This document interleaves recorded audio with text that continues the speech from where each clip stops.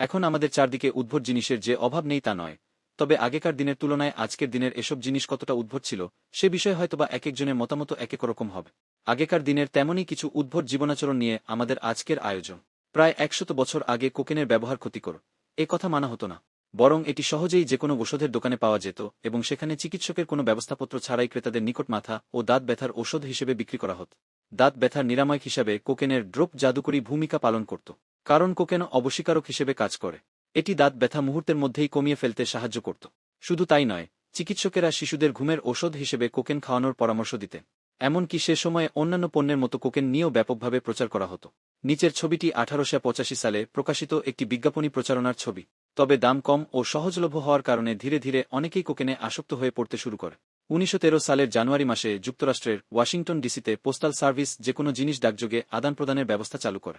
এই ব্যবস্থা চালু করার কিছুদিনের মধ্যেই যুক্তরাষ্ট্রের ওহাইও অঙ্গরাজ্যের দম্পতি জেস ও মাথিল্ডা বেগেল তাদের 8 মাস বয়সী ছেলেকে ডাকযোগে বাতাভিয়াতে তার দাদির কাছে পাঠিয়ে দেয়। তাদের দেখাদেখি অন্যান্য অভিভাবকেরাও তাদের সন্তানদের ডাকযোগে বিভিন্ন জায়গায় পাঠানো শুরু করেন, দূরদূরান্তে আত্মীয়স্বজনদের কাছে। আর এই শিশুদের কপালে বা মাথায় সরকারি স্ট্যাম্প বসিয়ে পার্সেল করা হতো নির্দিষ্ট ঠিকানায়, যার খরচ ছিল 15 সেন্ট।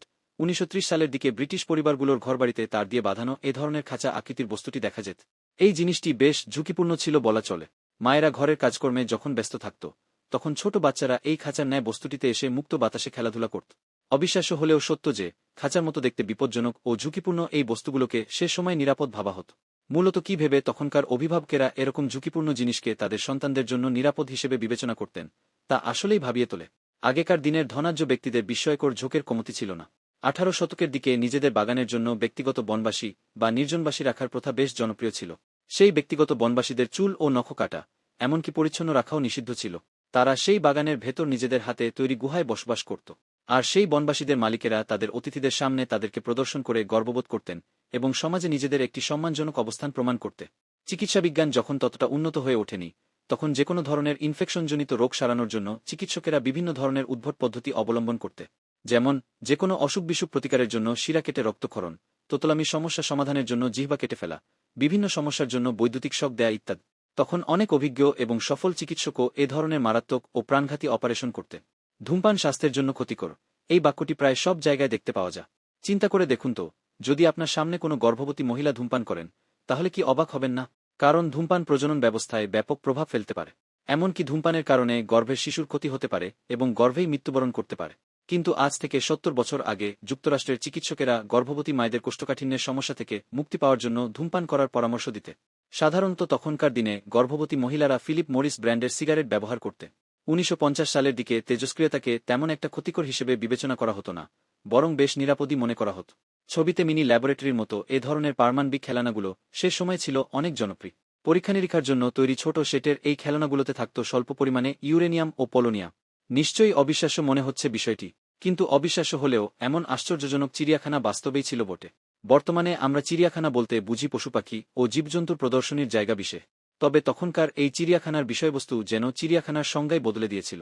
ডারউইনের তত্ত্বের প্রমাণ হিসাবে এশীয় এবং আফ্রিকার মানুষজনকে দেখানোর লক্ষ্যে তৈরি করা হয়েছিল এই চিড়িয়াখানা। এ ধরনের অপমান ও লজ্জাজনক বিনোদন ব্যবস্থার প্রতি তীব্র নিন্দা জানানো হয়েছিল এবং এটি বর্ণবাদ হিসেবেও ছিল ঘৃণিত।